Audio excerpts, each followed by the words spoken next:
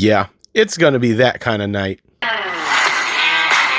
Well, hey there, horror fans. Welcome back to the channel. This is your old pal, Hannibal Collector, and today we're checking out a horror film that redefined a genre. That's right, I'm talking about Return of the Living Dead.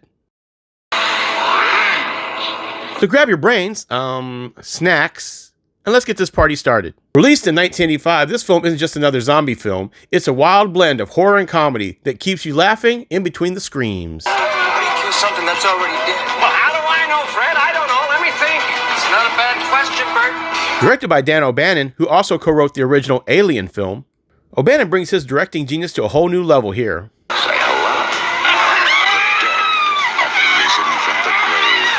Mister, there's 100 of those things out there. The film kicks off in a medical supply warehouse where two employees, Jim and Freddy, accidentally unleash a toxic gas that revives the dead. We fucked it. Well, what's happening?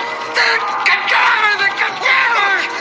What you doing in there? I don't know. It sounds sore. Well, what are we gonna do?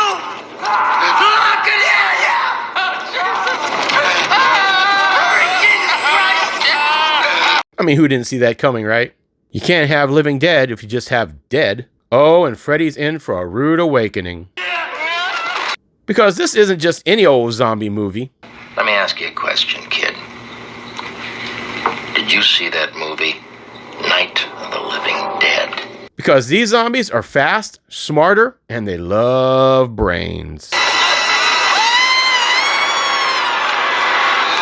I mean, thanks to this film, the line, "Brains, I just want brains," is part of the culture now.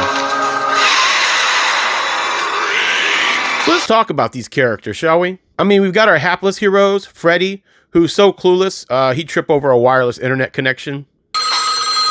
Then, of course, we got Trash. Worst way would be for a bunch of old men to get around me and start biting and eating me alive. He's literally dancing on the grave of common sense. For me, what really elevates this film and separates it from other zombie films is the makeup and gore effects, thanks to Tom Savini and his incredible team. Savini and team really pushed the envelope of what could be done back then, and the result was a gory, gross visual masterpiece.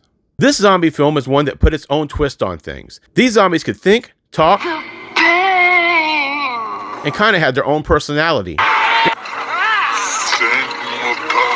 They were pretty much just party animals that wanted to eat brains. For a movie that was mostly dark comic fun, it also tackles darker themes like the consequences of one's own actions and fear of the unknown. Who knew we'd get so philosophical?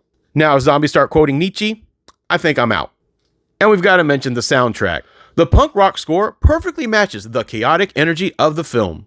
I mean, you can't help but vibe when you got the music from the Misfits and the Cramps.